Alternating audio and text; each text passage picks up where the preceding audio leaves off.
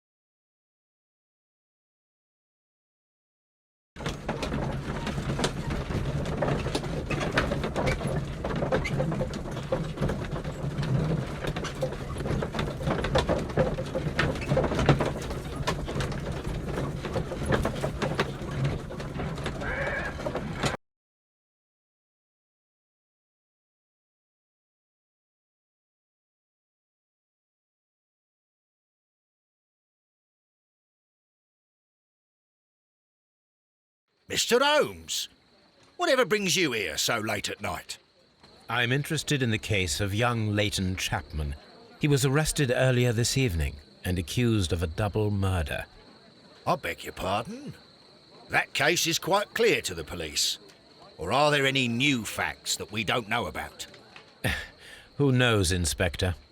Look, you are free to investigate, of course, Mr. Holmes. Chapman was arrested with a revolver in his possession, which you can find in the evidence room. The suspect himself is in custody. Did you find anything else on his person? A few personal belongings. Nothing particular, Mr. Holmes. Thank you, Lestrade.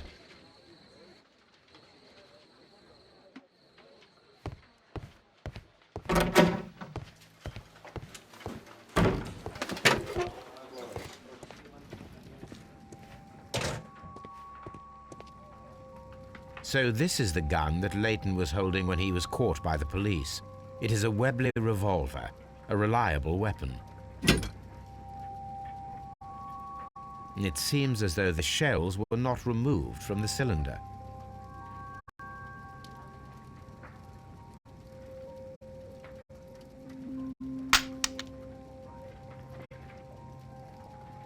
Two out of the 6 shells have been fired. There were 2 shots. A cheap watch, Bought with his own money, no doubt. These cigarettes are filled with cheap tobacco. Nothing interesting.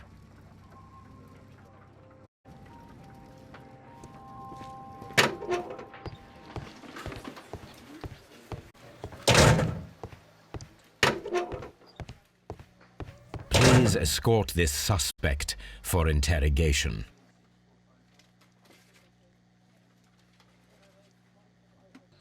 Good evening, Mr. Chapman. Who are you? I've got nothing to say. It's all a mistake. Calm down, Leighton. I have come here to help you. To find out if you truly are innocent, as your younger brother Wiggins has told me. My brother? You know him? Then that means you're... Sherlock Holmes. Oh, blimey. All right, Mr. Holmes. I'll tell you everything.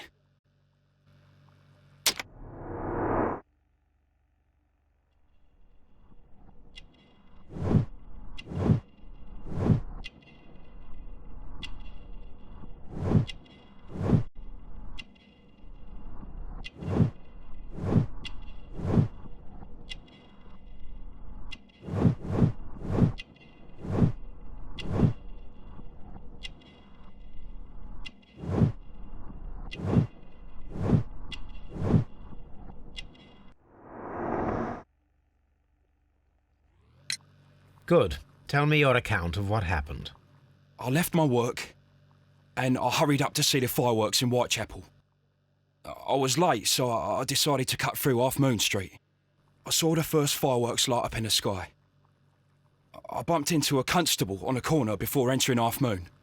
Then suddenly, what with all the firework flare, I saw two men. They were both lying flat in the middle of the street. I stopped where I was. I thought about turning back to the police, but as I was thinking of that, I saw a third person. He was leaning over the body that was furthest from me. The second I saw him, he raised his head and he stared at me. In a flash, I saw his gun, but he made a dash for it instead and he escaped through Whitechapel Street. So you might still have had time to return to the constable. I panicked. I didn't know what to do. Anyway, I approached the bodies just to see if they were still alive. I saw that one had blood pumping out of his stomach. He was dying. It was horrible. The second one was already dead. He had a hole in his head. He was holding a gun in his hand, though. I took it, and then I followed the third man. Interesting. Pray, continue. I turned a corner, and I saw the man standing in the middle of the street. He seemed to be in some sort of panic. And then, Mr. Holmes, something strange happened.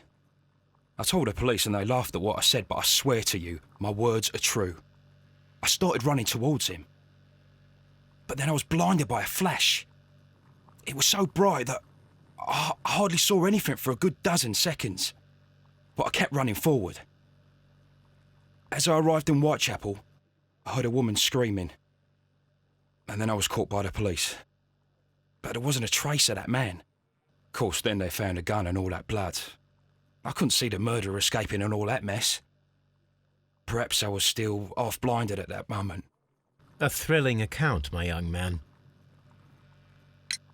Leighton, are you able to describe the person whom you saw standing in Half Moon Street? Well, I wasn't able to see his face at all. It was too dark, and he was too far away. I could see his silhouette. And what about that? Nothing so special. He was wearing a jacket. He was quite average in size and his weight. I see. Was there anything else that struck you at the time? No. But perhaps... It's strange, but I can't remember the sound of his footsteps as he was running away. Perhaps it was because of the fireworks or the surprise of me seeing him. We shall see you soon, young man.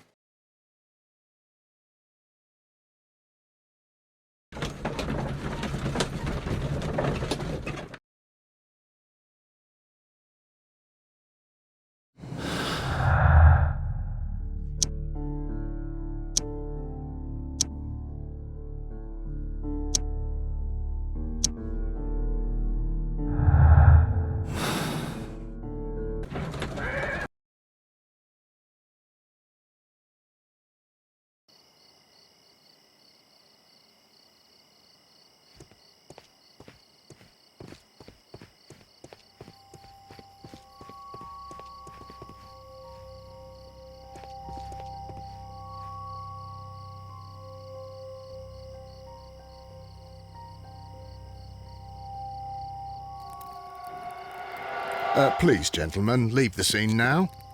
Oh, Mr. Holmes, is that you? Good evening, Constable... Constable Marrow. I was here with Inspector Aberline during the Ripper case, Mr. Holmes, back in '88. But then this is nothing like that case. With this one, we've got the murderer, the weapon, and the statements, which speak for themselves. Of course, Marrow. But you know that appearances can sometimes be deceiving.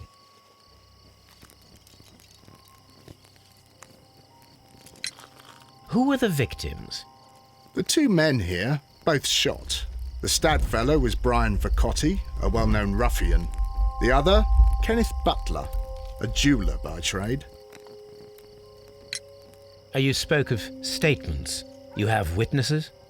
Well, I was there, so I gave my own statement. And then there were two other witnesses who said they saw the killer Chapman. Mr. Turner, a gentleman who lives in that flat over there. And Polly Powell, a flower seller, who was over at the far side of the street. So, Constable Marrow, I should be delighted to hear your testimony. I was standing at the north side of Half Moon Street. That was the side that you came from. But you would have been unable to observe this part of the street, where we are standing now. That is correct. But I saw the two victims slowly enter Half Moon Street, and then shortly after, the fireworks started. A few minutes after that, the fellow Chapman rushed towards me and ran into Half Moon Street. Please continue. I didn't pay attention, but suddenly I heard a woman's cries and police whistles on the other side of Half Moon Street. I rushed over there and I saw the two dead bodies on the ground. When I reached Whitechapel Street, I saw Leighton Chapman. He'd been caught by two police constables. Constable Marrow, what else caught your attention while you were running through Half Moon Street? I saw nothing but rats, and I took the time to light every corner with my lamp. What were the fireworks in honour of, Constable? Well, today's Queen Victoria's birthday, Mr. Holmes. Yes, I appear to have lost track of the days. It is May now, of course. Did you hear the shots? I didn't hear any shots. The fireworks were all over the sky. They were so loud I couldn't hear anything else. Did you happen to look up at Mr. Turner's window when you were on Half Moon Street at that time? Yes, I saw that the window was open, but no one was there. It was dark in the room. Constable, your statements have been of great value to me.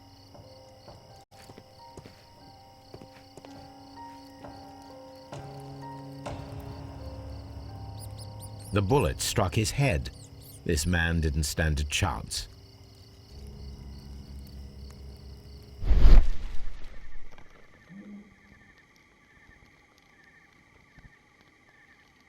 A piece of wood that has stuck between the cobblestones.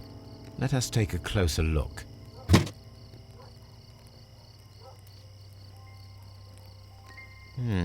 This shard of wood is quite new.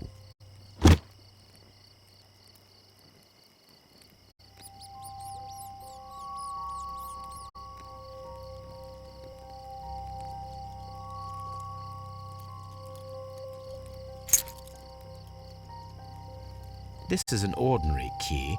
I wonder what kind of door it opens.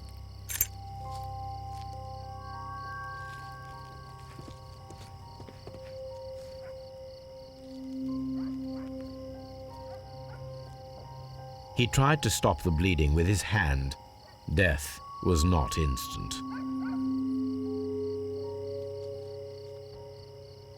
The bullet penetrated his stomach, a dreadful wound.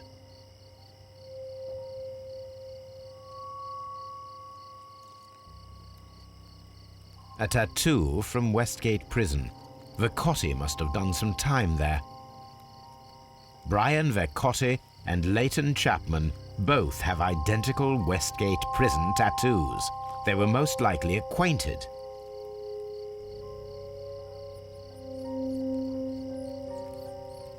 Brian Vercotti suffered greatly. What a terrible way to die.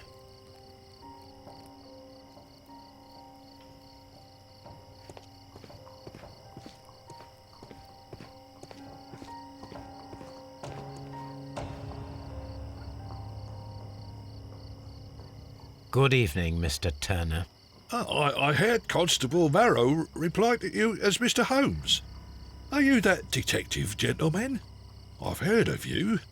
And well, I know things about this evening. Excellent. Might we hear your story?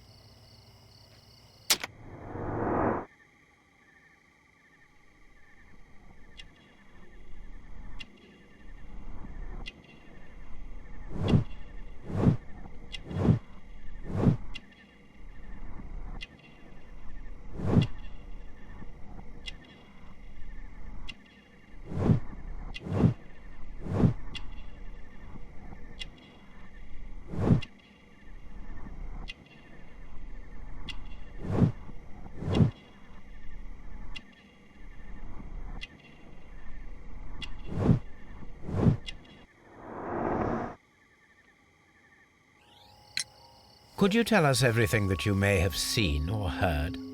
I was already in bed when the fireworks started. A few moments after, I clearly heard 2 gunshots from outside. Please continue. I quickly got up and I grabbed the lamp from my nightstand and I rushed towards the window. I looked down and I saw 2 bodies. And there was a man with a gun who was standing nearby. Where exactly? Well, near this body. Did he notice you?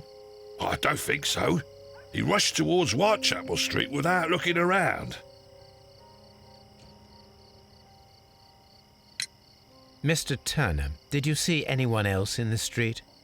No, I saw no one but that man, the murderer, the fellow they caught. Were the 2 shots you heard consecutive? Yes, there was a very short pause between them, and they sounded different somehow. It seemed to me that the second shot was louder than the first. That is an interesting comment. Mr. Turner, what were your actions after you stepped up to the window? I was afraid that the man with a gun might return, so I stayed close to the window till I saw the policeman coming in the Half Moon from Whitechapel. Then I walked out to tell them everything I saw.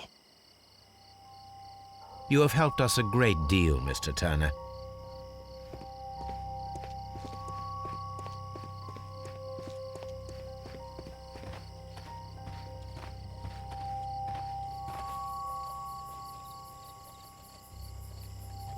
Mrs. Powell? What do you want? My name is Sherlock Holmes. I'm assisting the police with their investigation of the crime that took place this evening. Well, I've already gave my testimony, but very well. Could you tell us everything that you may have seen or heard? Yes. I was selling my flowers as usual, and then the fireworks began, in honour of Queen Victoria. I enjoyed those. But then, all of a sudden, a young lad ran out of Half Moon Street and stopped just by me. He had a gun in his hand. He was like a ghost, and all covered in blood. It was dark, but I could see him because of the flashes from the fireworks. And then? I screamed as loud as I could. I knew that a policeman should be on duty in the vicinity. He had no time to escape. 2 constables got him. Then another constable came out from the very same street, and I heard him talking of a horrible murder. Did you see anyone else leaving Half Moon Street prior to or at the time of the crime? No, sir, I did not. Even with all the fireworks, I was very attentive, as I'm always on the lookout for customers. Mrs. Powell, did you hear the gunshots? I'm not sure. You know, what with the fireworks? My thanks to you, Mrs. Powell.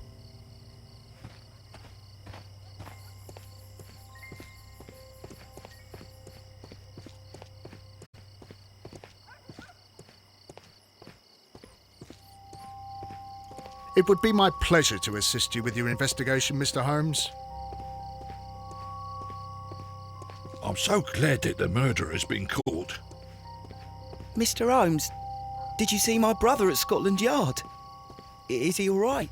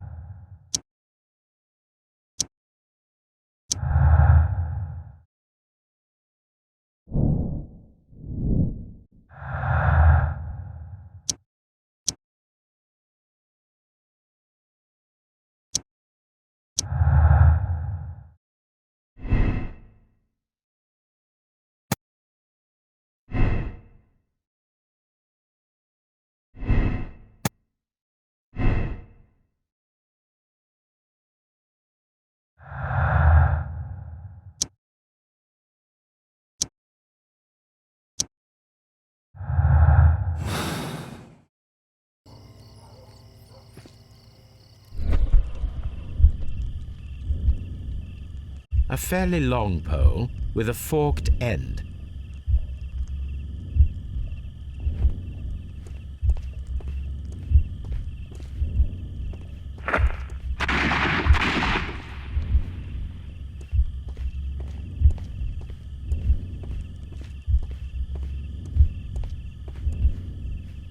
I am unable to see any higher. I need to find something to lift my lamp.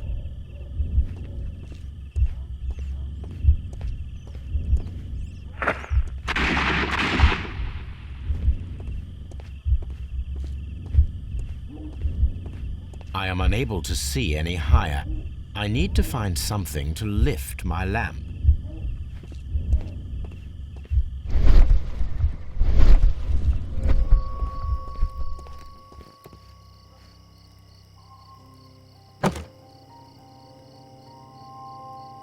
This should be useful.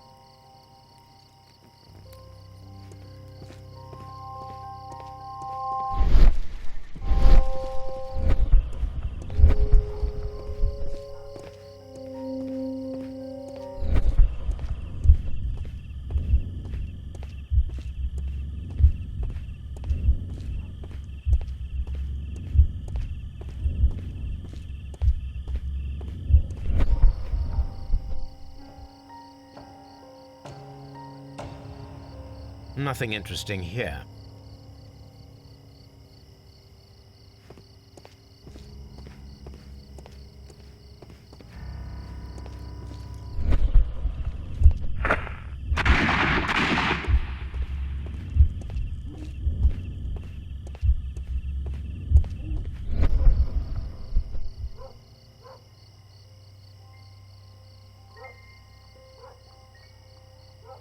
This is most definitely a bullet hole. The brick cracks are fresh. Watson, there was a third shot fired in this street.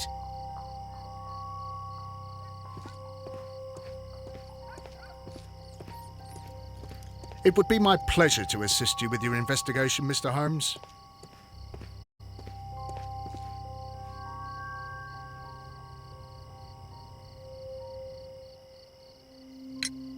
Mr. Turner, you have stated that you remained close by your window after the crime. Is that correct? Oh, yes, Mr. Holmes. I stayed at my window until the policeman arrived to examine the dead bodies.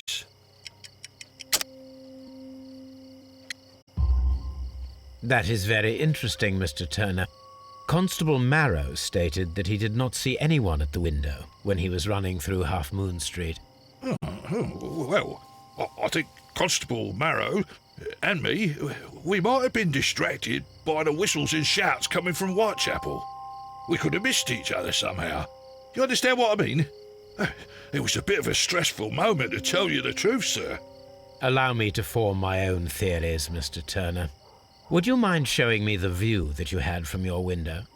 Not at all, Mr. Holmes. Please, follow me. Mr. Turner appears to live very modestly.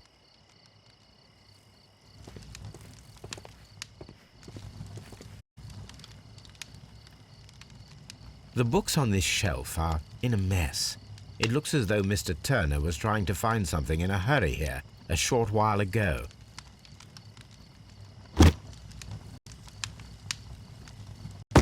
A perfect match.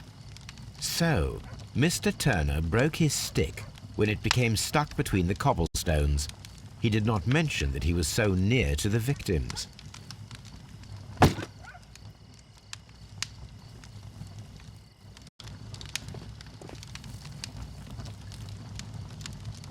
This fire is dying out. It was last tended to over an hour ago.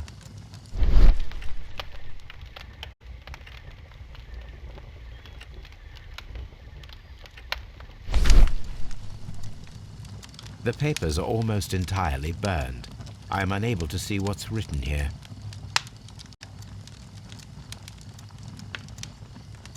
These words are illegible. The papers were thrown into the fire just a short while ago.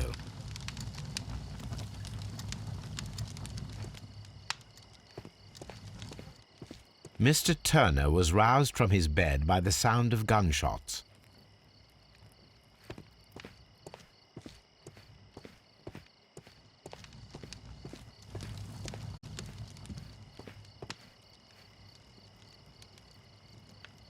This kitchen knife is quite sharp.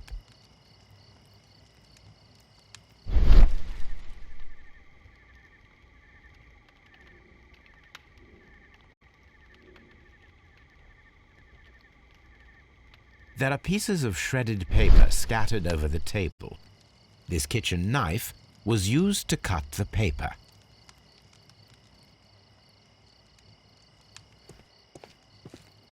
Anything else you would like to know, Mr. Holmes?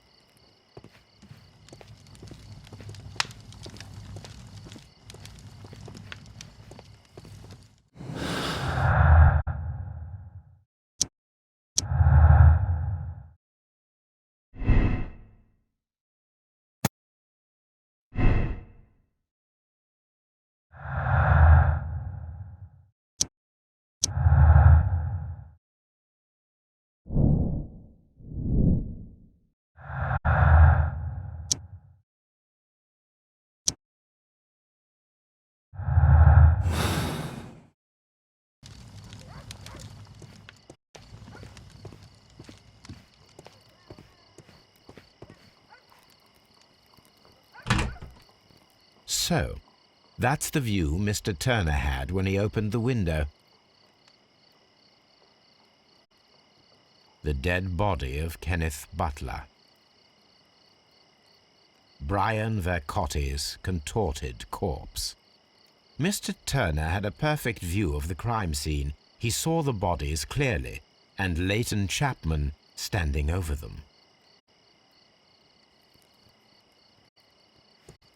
Anything else you would like to know, Mr. Holmes?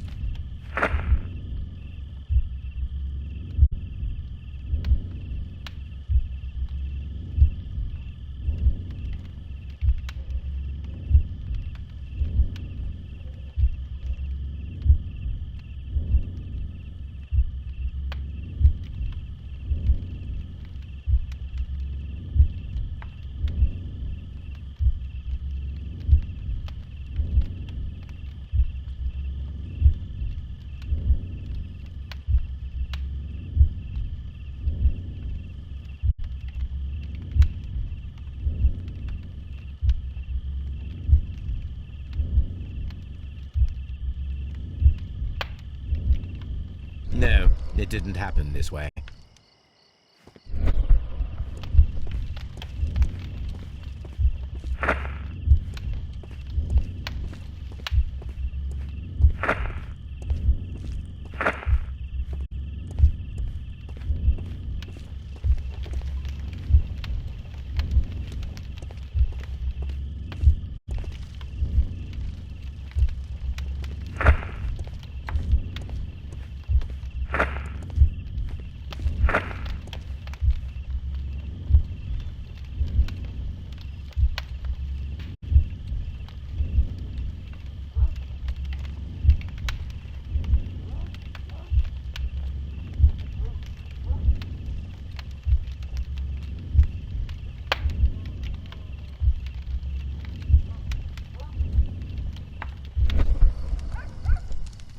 So Mr. Turner used a book to hide an object that he found on Kenneth Butler's body. The question is, what did he find?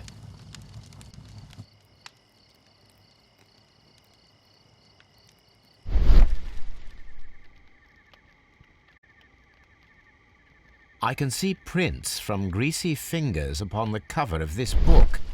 Let us take a closer look. Well now, what a find! A precious jewel, concealed inside a book. A bracelet with a unique ram's head design, a distinctive feature of ancient Grecian artifacts, probably of the Hellenistic era.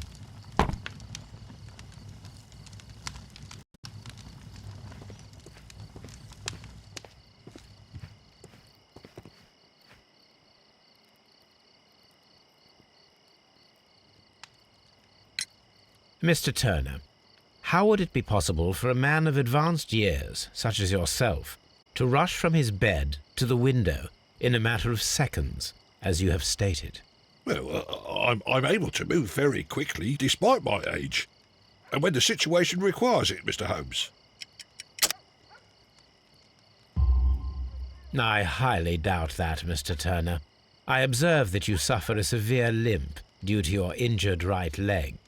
It would have taken at least 10 seconds for you to approach the window. That means you could have easily missed something or someone in Half Moon Street during that time. You're right, Mr. Holmes. I could have missed something. But it did seem to me that everything happened so quickly. Time can pull tricks on you. And what of everything else that you told us? Mr. Turner, it is vital that we have your complete and true statement. Mr. Holmes, I do assure you that the other things I said were most sincere.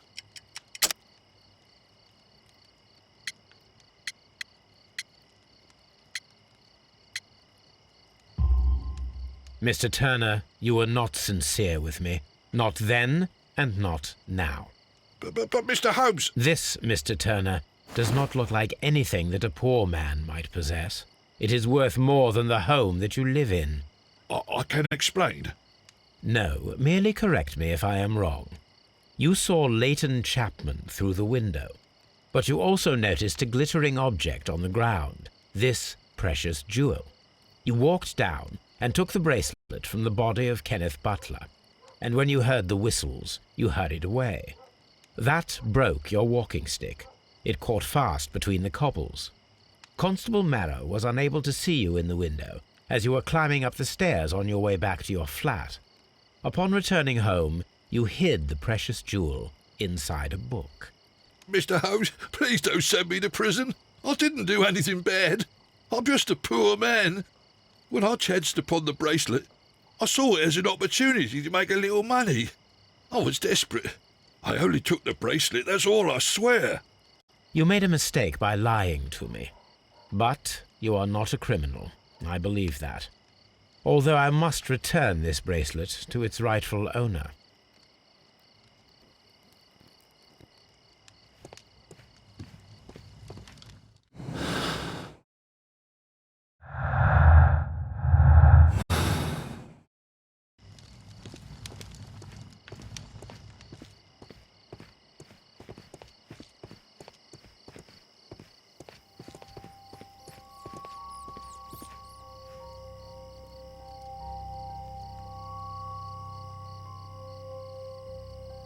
Constable Marrow, I would value your assistance in this investigation.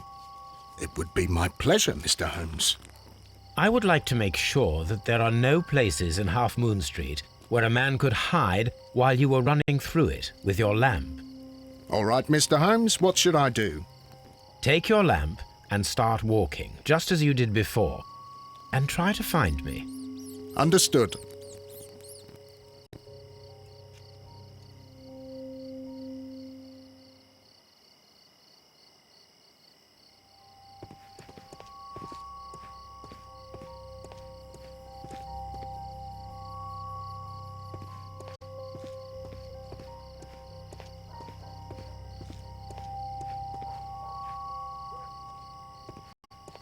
I can see you very well, Mr. Holmes. All right, Constable. Let's try again. I'll find another place to hide.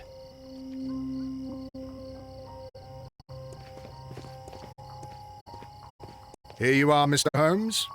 All right, Constable. Let's try again. I'll find another place to hide.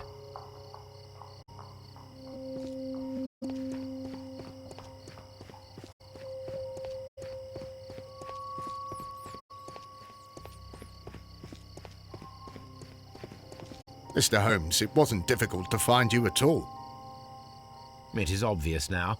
No one could escape Constable Marrow's lamp while hiding in the street.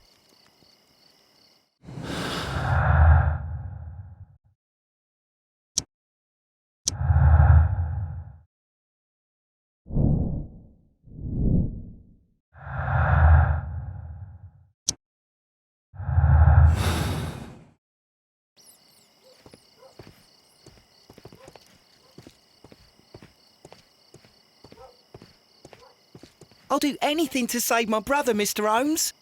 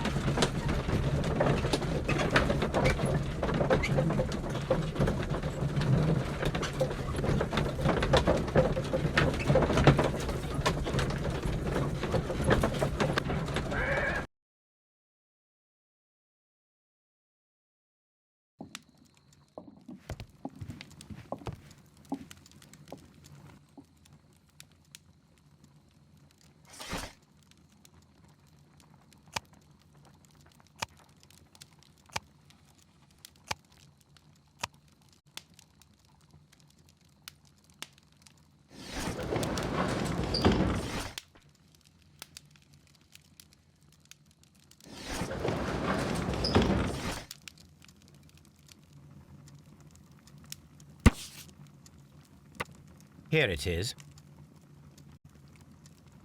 I need to continue my research in my archives.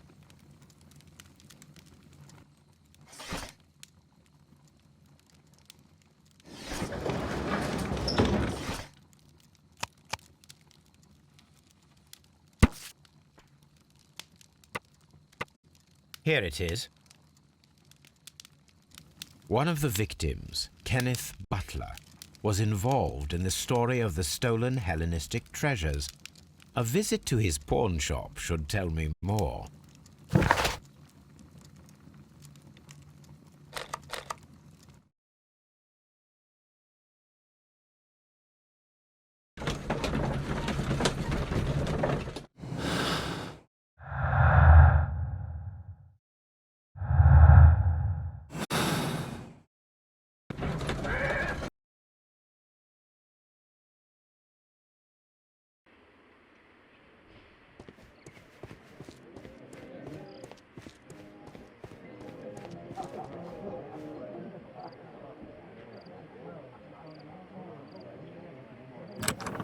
Mr. Butler's key matches the lock perfectly.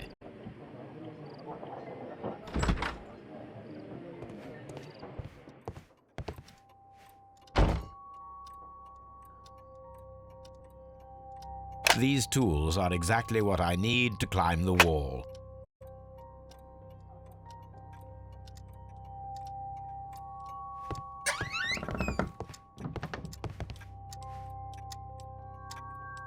This is exactly what we need in order to imitate the flash of the fireworks.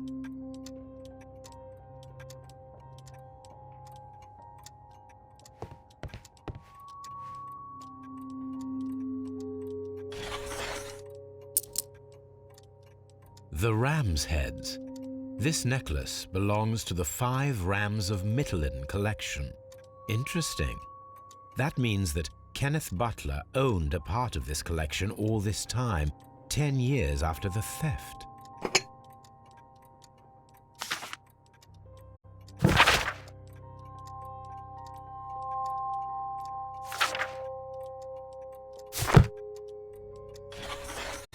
It looks as though Mr. Butler kept a careful record of his operations.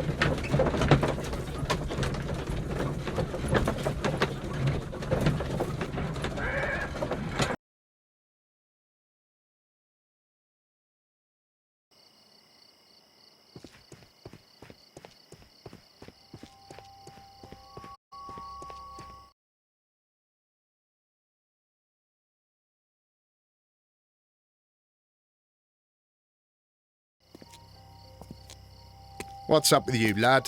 What are you waiting for? I'm waiting for my brother to be released. Your brother? The one that you caught, beat up and imprisoned. Ah, the murderer. He ain't killed no one, copper.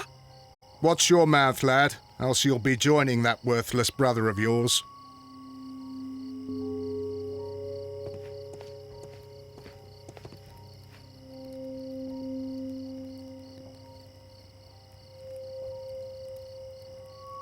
Constable Marrow, Watson, I would like to perform another kind of reenactment with your help. I'm listening, Mr. Holmes. I want to check if Leighton's testimony can be trusted. If someone could vanish into thin air at a specific moment. But Holmes, I don't see how. I am going to be the mysterious gentleman whom Leighton followed. I will stand exactly where he saw him before he was blinded by the flash. Watson, you will be Leighton. When I fire the signal flare, you should start to chase me. I understand, Holmes. You, Constable Marrow, just play your part and do exactly as you did. Just, please, wait 5 seconds after the signal flare. I doubt that Polly Powell would have screamed any earlier. As you say, Mr. Holmes. Let us begin then. Catch me if you can.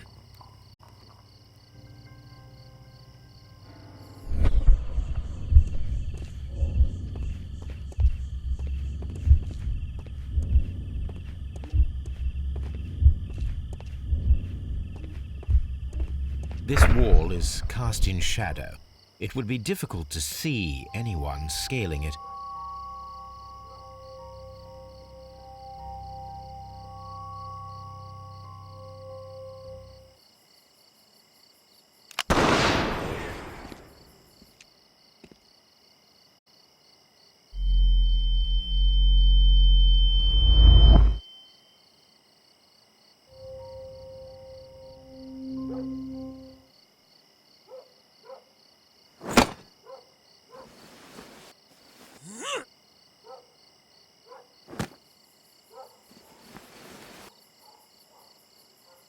I can barely see anything.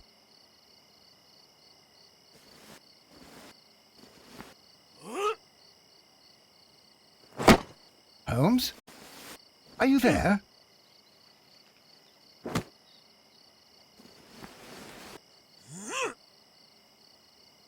I should try climbing faster.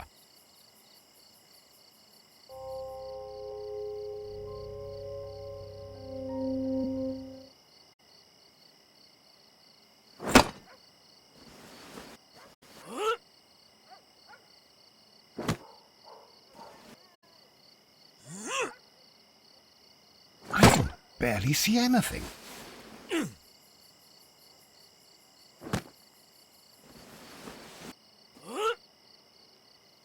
Holmes? Are you there?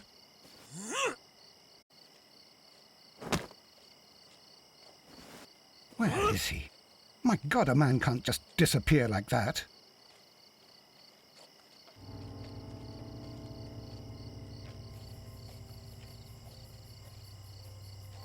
Holmes? Holmes? Where are you? I cannot see you, Mr. Holmes. Dr. Watson, it seems that Mr. Holmes has disappeared. Don't worry, gentlemen, I am up here, above your heads. How on earth did you get up there, Holmes? I am using crampons and a climbing axe, although the person we are looking for did not leave any traces of such tools. Constable, is there any way to get to the top of this building? Yes, Mr. Holmes, I can show you. The door to the building can be found from Whitechapel Street. Gentlemen, I am on my way down.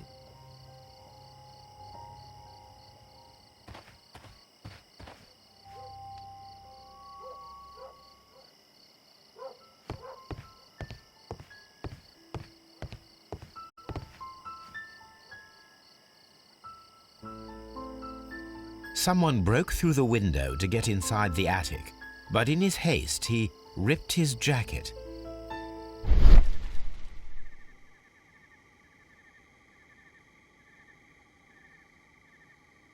A cluster of thick black threads.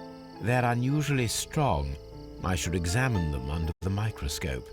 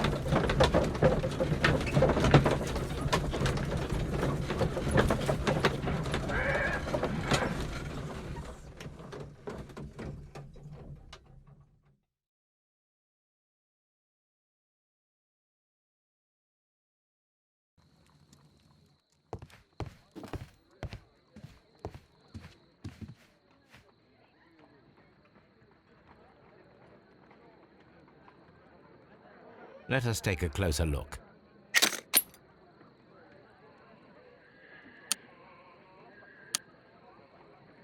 It is not a thread, but a hair. I very much doubt that it is human. I need to compare this sample with a human hair and a horse hair. A shaving brush is usually made from horsehair. Watson, could you please pass me your shaving brush? Here you are. Watson, look, what's outside the window? Well, I don't see anything. Ouch!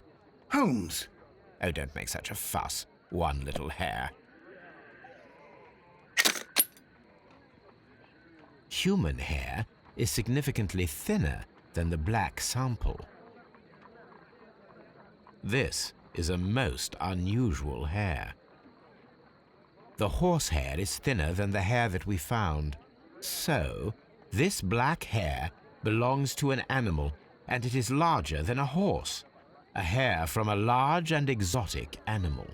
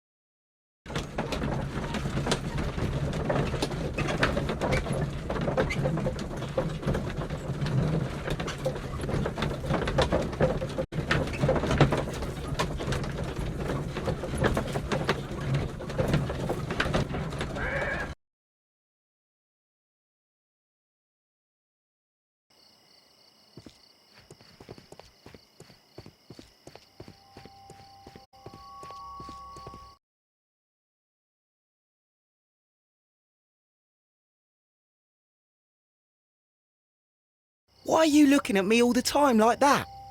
I'm just watching you, lad. I never know what to expect from people like you. People like me? Yes, street beggars and thieves. I ain't a thief. Oh, no? Then where did you get whatever it is that you're gnawing on? I very much doubt that you bought it. What ain't seen can't hardly be stolen.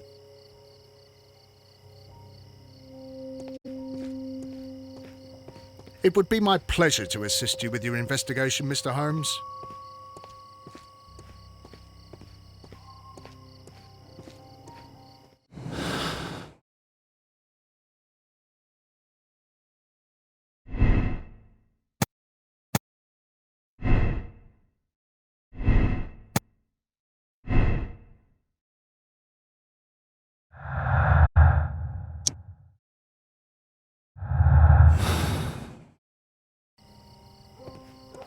Mr. Holmes, did you see my brother at Scotland Yard? Is he all right?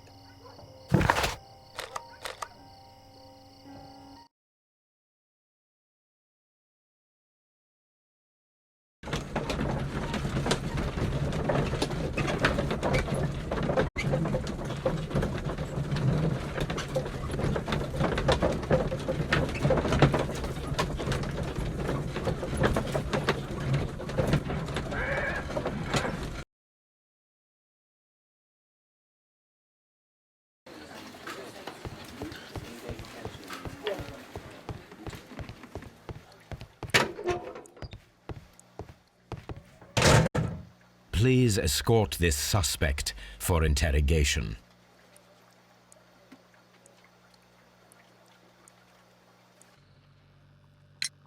Leighton, I confess I am puzzled.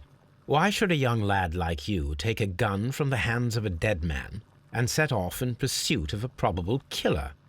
I know. I keep wondering that, but at the time it was like a reflex. A criminal ought to be arrested, and he was armed. You were willing to risk your life. That was a little foolish, unless you wanted revenge. No, Mr. Holmes. I was just being brave and stupid.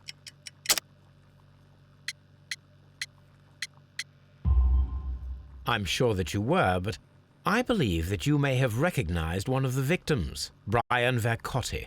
You knew that gentleman well, did you not? However could you know that? You have a typical tattoo of the Westgate Brotherhood upon your hand. I observed exactly the same mark upon Mr. Vercotti. You came to know him from your sharing a past prison sentence. Am I correct, Mr. Chapman? God. You're right, Mr. Holmes. Would you tell me a little about Brian Vercotti? We were convicted for a robbery. Once in prison, both of us joined one of these fraternities. During that year, we tried to help each other out, you know? You were quite young then, I believe. Yes, Mr. Holmes, we were. We'd only stolen a pound of meat. After we were released and when I saw what my little brother had become, I decided to work towards living an honest life. And Vercotti? He had a hard time. His sister had died in the Whitechapel dispensary while he was in prison. He had no family anymore. Our paths split. He fell back into crime. So you lost him? Yes. And for around 2 years, I heard no news of him at all. We shall see you soon, young man.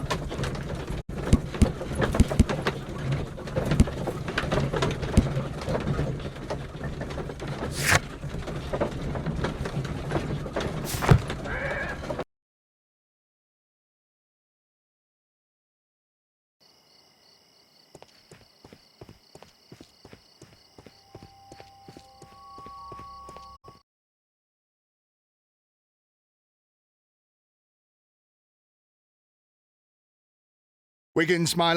I've done nothing. Oi, what's your time?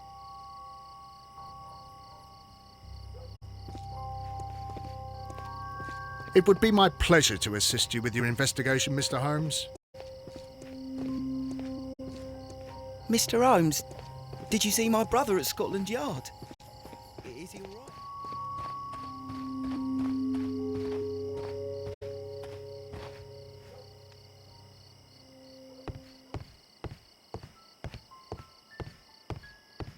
These shards of glass are from the window above. We can conclude that the person whom Leighton saw climbed up the wall, broke into the attic window, and escaped through the hatch.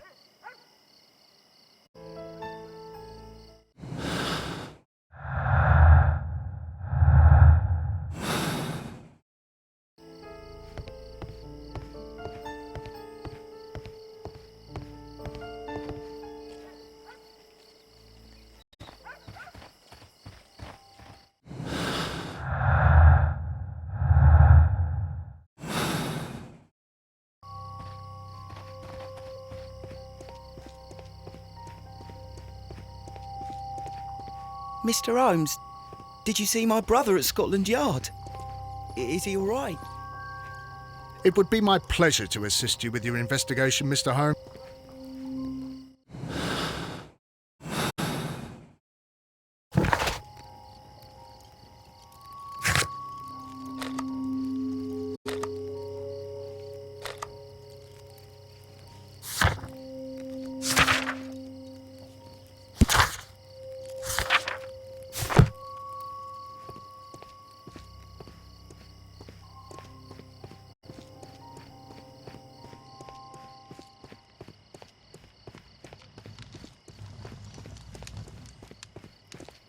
I wish this crime had never happened, Mr. Holmes.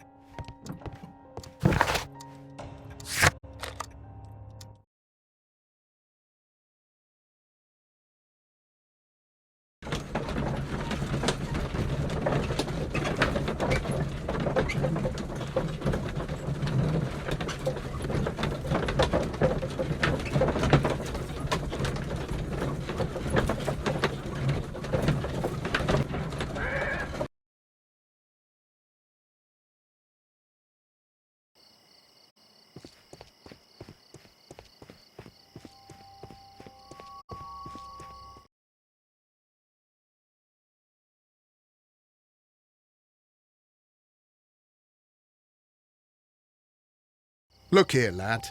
You'd better... Ha! Don't be dumb.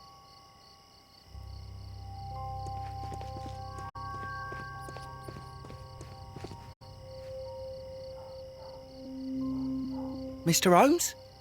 We have good news for you, Wiggins. The investigation has proven very interesting so far. We found facts and details that confirm your brother's innocence. I knew it, Mr. Holmes. But for now, Wiggins, we need your help. Anything you like, Gov. I need you to locate a circus that has stopped over in London. It needs to have disposed of at least one exotic animal, a very large one. You can count on me, Mr. Holmes.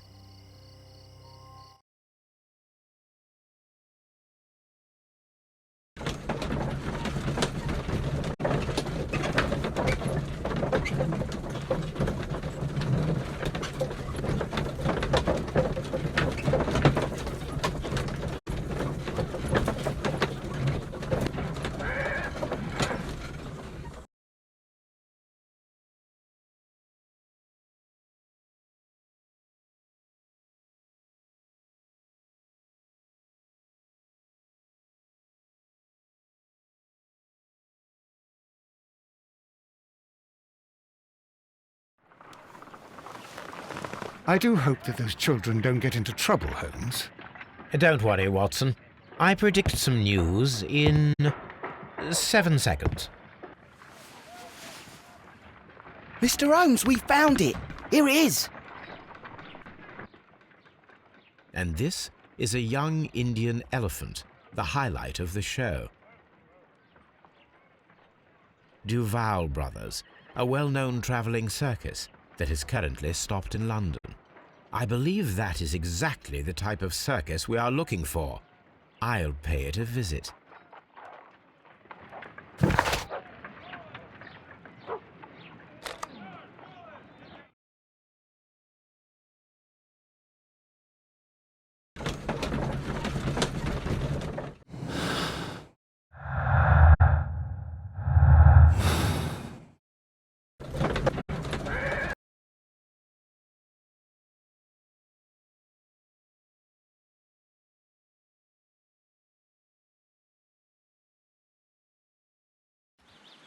Aye, you! Stop right there. Good morning, sir. Pardon me, but why am I not allowed to walk around here? Because it's private. Well, I only wanted to meet the artistes. Hmm? You're wanting to apply for... Nah, you don't look like the type of, artistic lockpicker that we're looking for. You might be surprised. What? Nah, I don't think so. Clear off. You're a bit slow to catch on, eh? Get lost.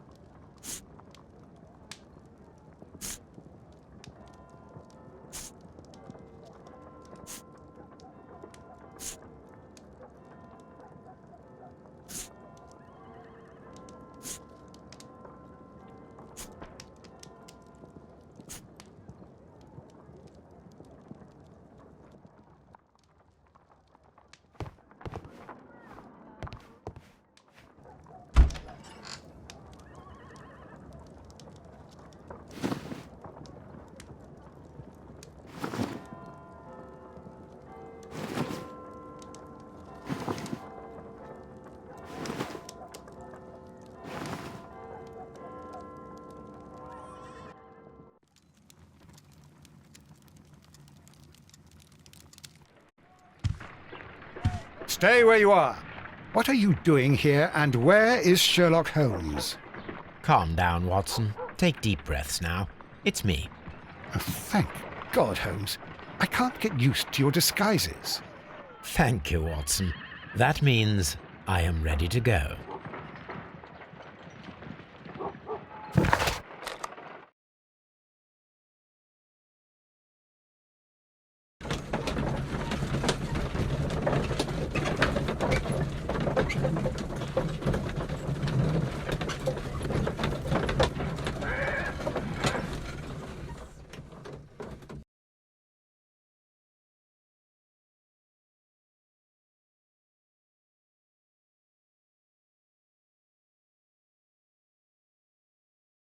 Who are you? What's your name? My name is Nigel. I'm here to open the locks. Talented, eh? Let's see.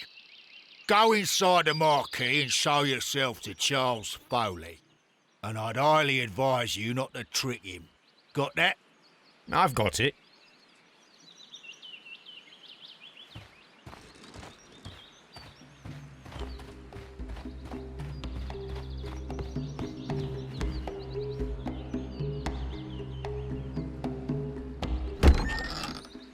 So, everything is here, just as you asked. Now what about the money? Some of the barrels are wet. Transportation issues, it couldn't be helped. Whatever. We'll be here after midnight to pick up the supplies. I want to be paid first. No. You'll be paid after we make the transfer, as I said. Right? I hope that no one saw you. The police are on the lookout. Of course not. I'm a professional. Glad to hear it. Be ready for tonight, then.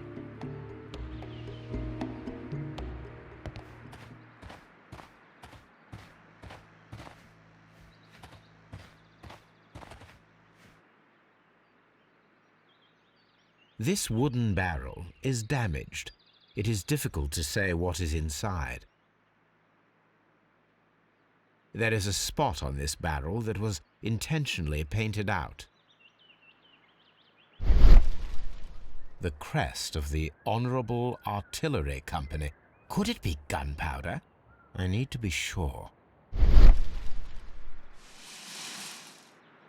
Judging by the fractions and the scent, I can confirm that it is, in fact, gunpowder.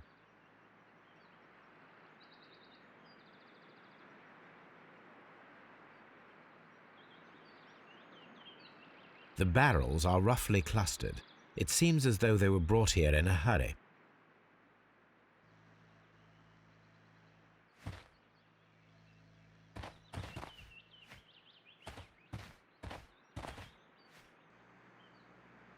This printing press is old, but still quite capable of printing hundreds of pages per day.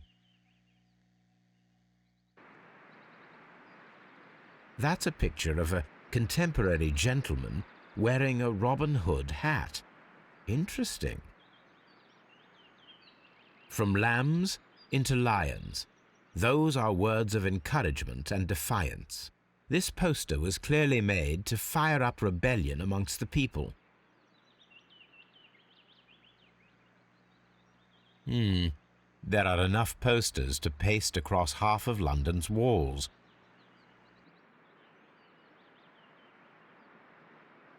Powder kegs, a printing press, and a great many blank papers. All of this was stolen by the Merry Men quite recently.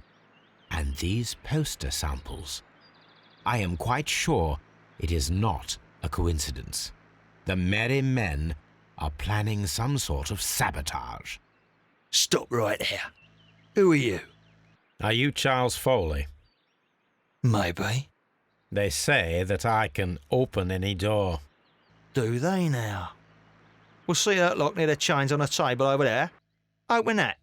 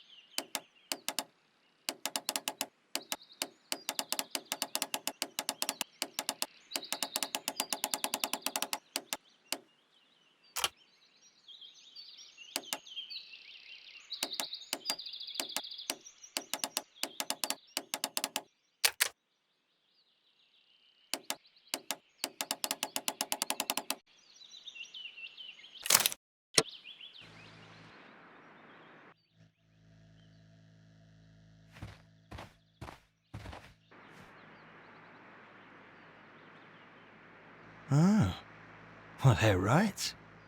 What's your name? Nigel Shirley, from York.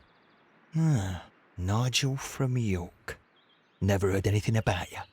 How'd you hear about me?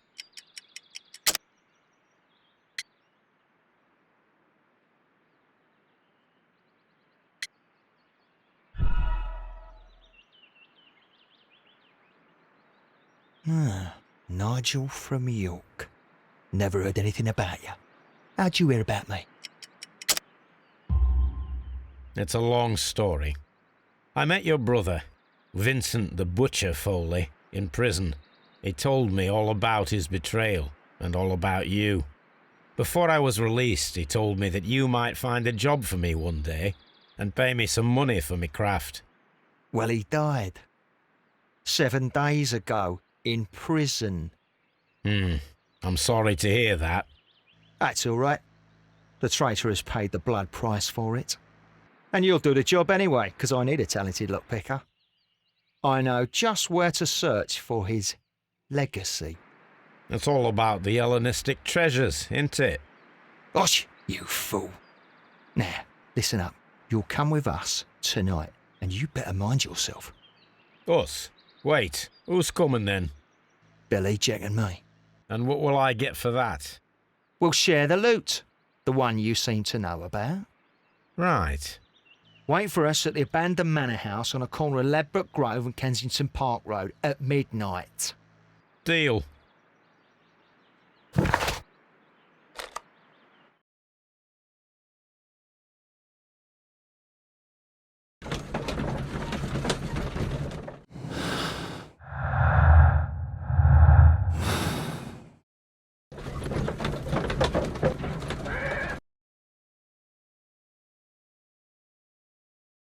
Here I am at the manor. Somewhere inside it are the Hellenistic treasures.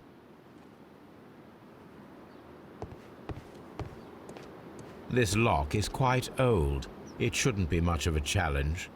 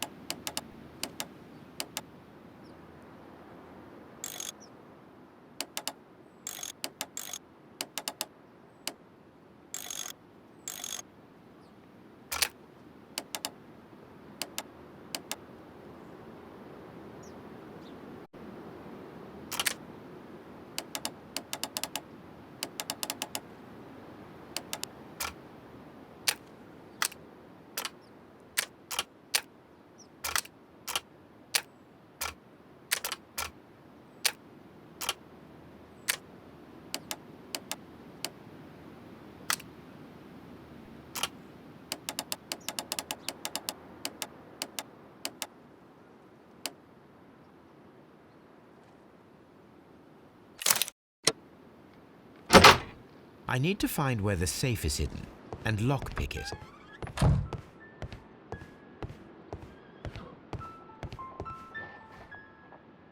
This cupboard is an absolute mess.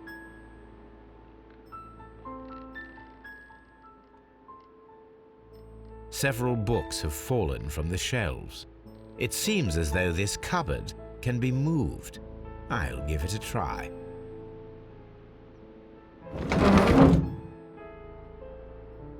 So, that's the lock I must open tonight. Let me see.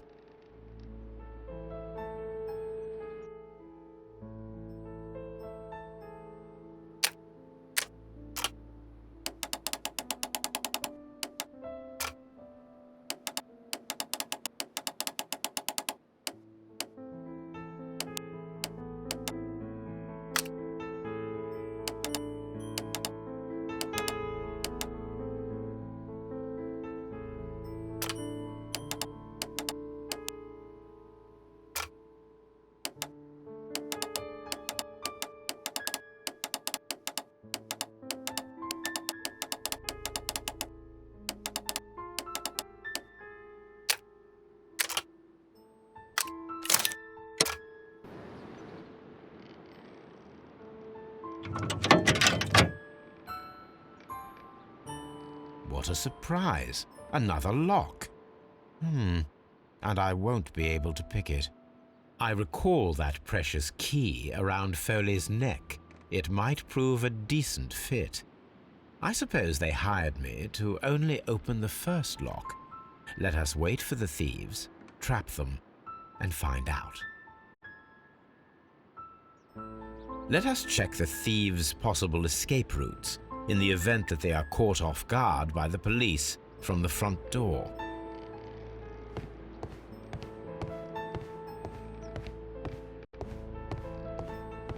The thieves won't attempt to escape through the front door if the police are right behind it. The ground floor window is a perfect way to escape the police.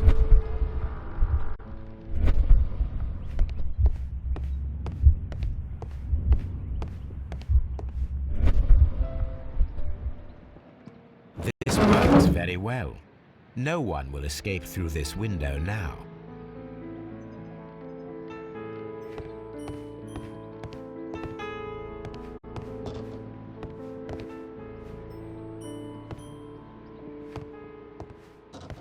This door is a perfect means of escape in an emergency.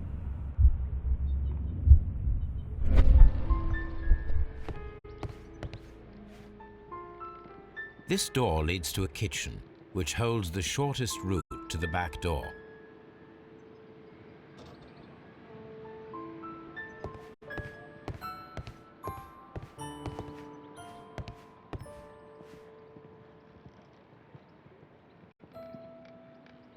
Oh, that's a lovely old carpet.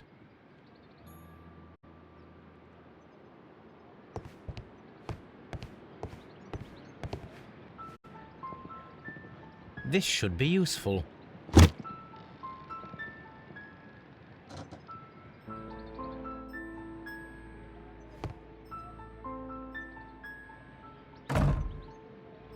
The door is now blocked.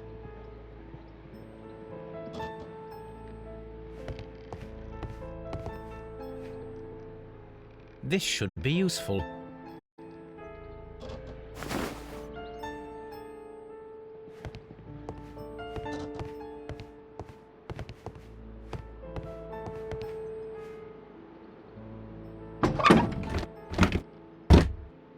There is no ladder.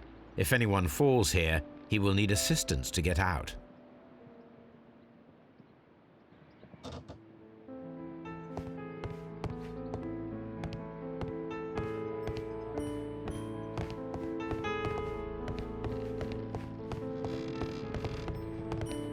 Although this window is high above the ground, it would be possible for one of the thieves to attempt to use it for their escape.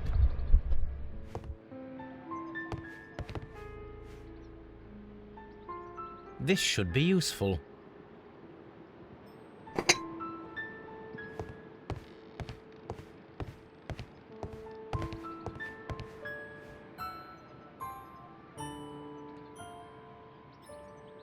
One step on these beads, and our thief will go flying. I should walk carefully here, else my plan will be ruined.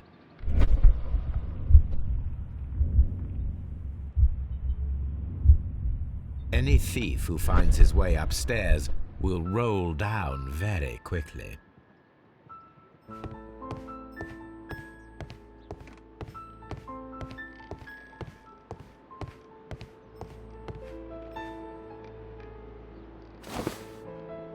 I wonder what this old chandelier is doing on the floor. It looks as though it was poorly attached.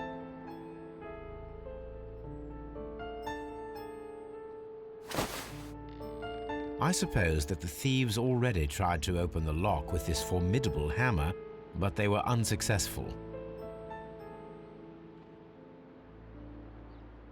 Now, if anyone takes the hammer, the rope will uncoil and make the chandelier fall.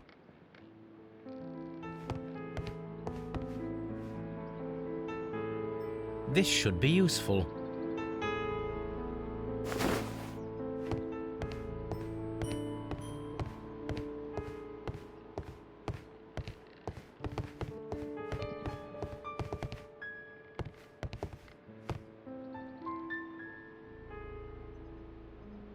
Now, it's not an open hatch, just a nice carpet on the floor. I should walk carefully here, else my plan will be ruined.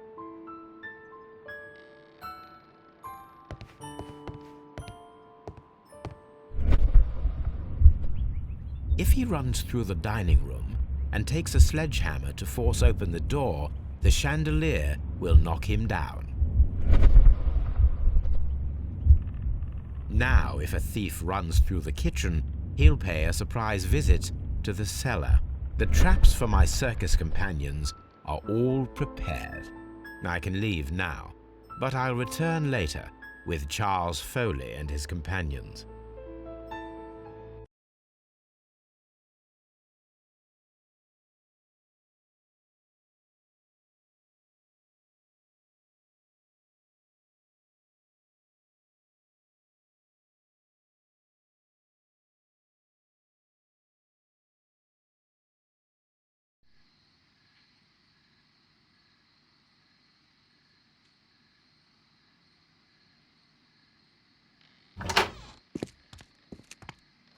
Police! Police!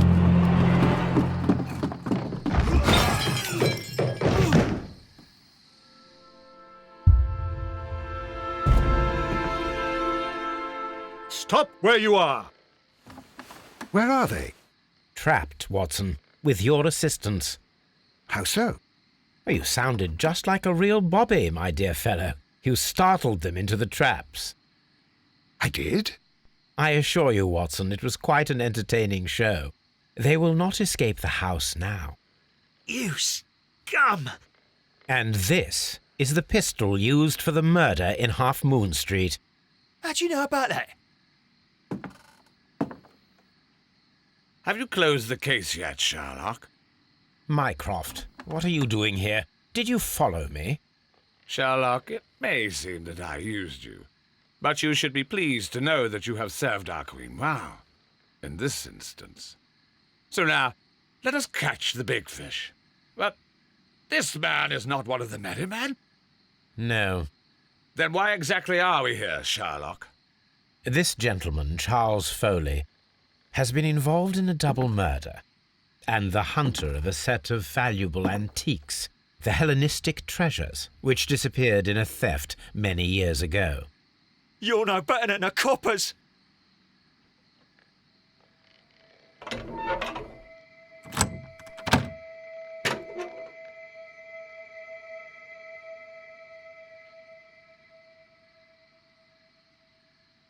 Holmes, that is incredible. The Hellenistic treasures. Indeed. Nothing but trifles. Where are the merry men? I don't know why you are asking me, Mycroft. They are yours to find. I'll see you soon, dear brother.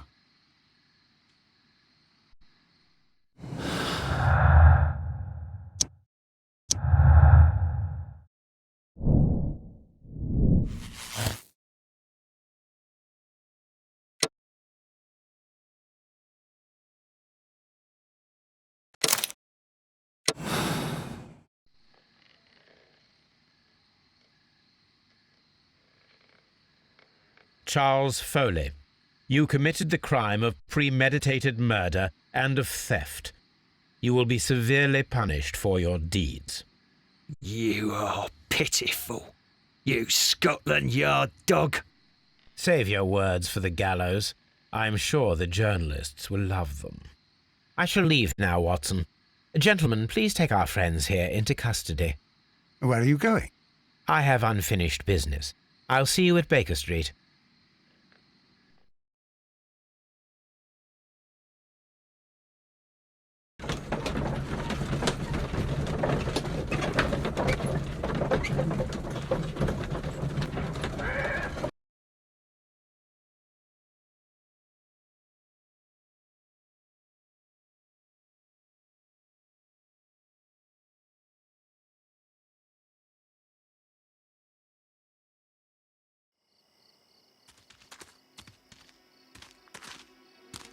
Be careful with the lamps. Don't bring them too close to the barrels. Good evening, gentlemen. Who's there? That is of no importance. What matters is who you are and the plans that you have here. So you can stop us from carrying them out? Eventually, yes.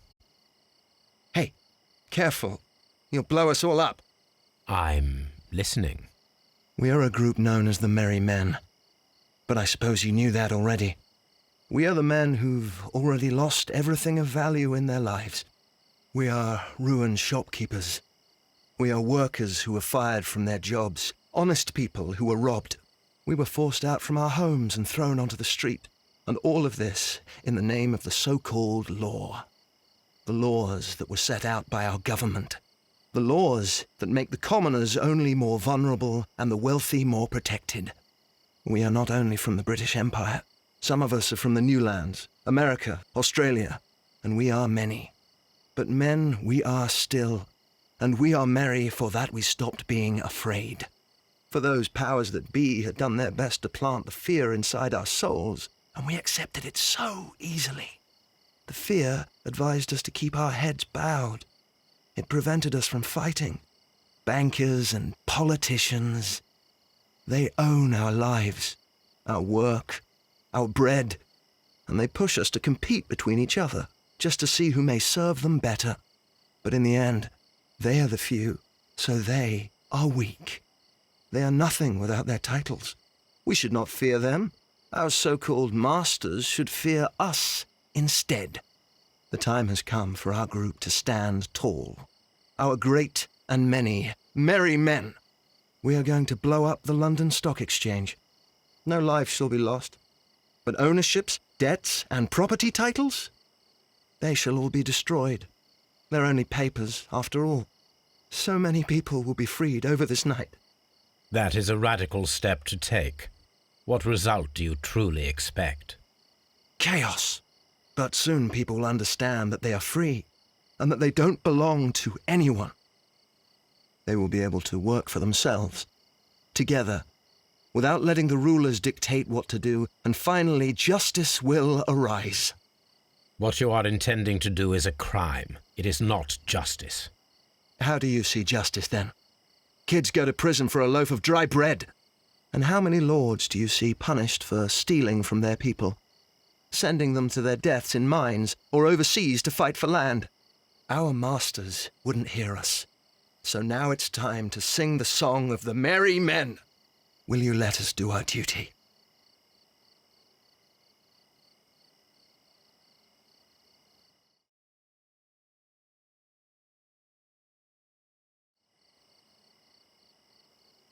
When people fight the order, they are too blind to see the consequences that throw society into chaos. I shall stop your actions, but not you. Run. Now!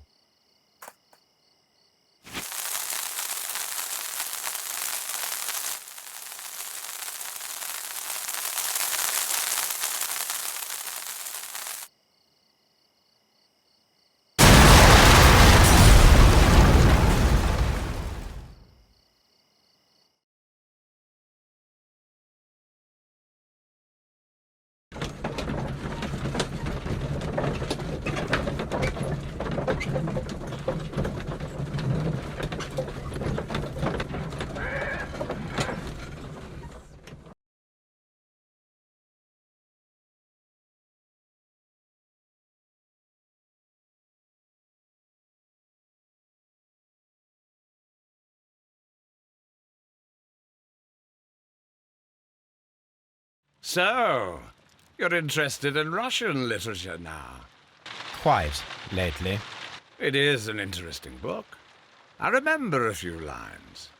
Really? I tried reading it myself, but I had a hard time understanding it. Yes, Doctor. It's about intelligence. Sherlock, I vaguely recall one of the lines. Sometimes it takes something more than intelligence to act intelligently.